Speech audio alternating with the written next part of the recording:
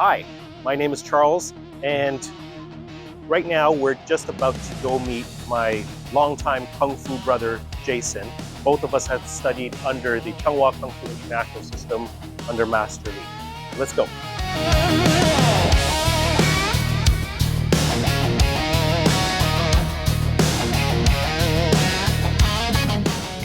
Why don't you introduce yourself?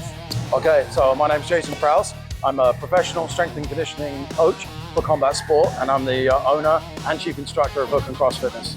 So, under the Chungwa system, what have you specifically learned from Master Lee? Okay, well, I've learned a lot from Master Lee, but I followed the Chungwa Foundation system. Started with Chungwa. I had a background in Chinese Kung Fu before that, and then followed through the foundation system, and then Master Lee set me on a path to learn the dragonstyle long jump.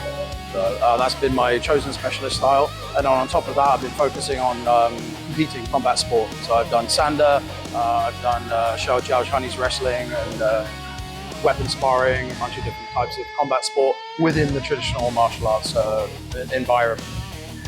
With respect to how traditional Chinese martial arts and modern sport combat martial arts, is there that bridge that can bring the two together? Yeah, absolutely. And I think one thing that people forget, because combat sports is restricted by regulations and rules, and traditional martial arts isn't, because martial arts means like of war. So these are skills that were learned on the battlefield.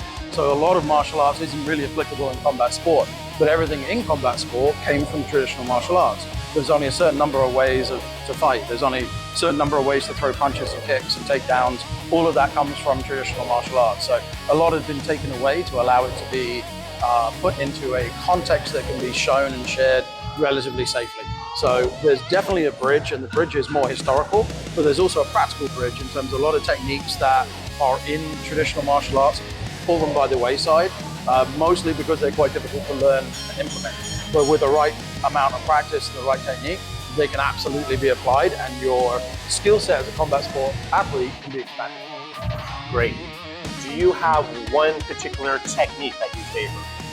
Yeah, well, I have a technique that I like to cross over from my dragon style into boxing, and it's the foundation of the dragon system.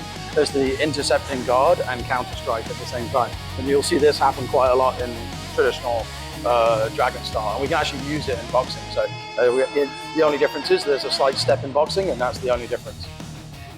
Perfect. Can we get a demonstration? Absolutely. Let's go.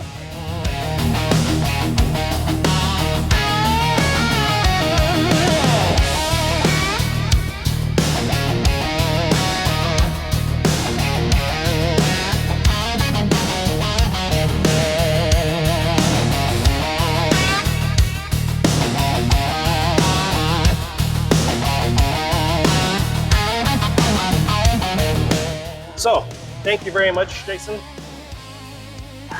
And we will see you at Capital Conquest.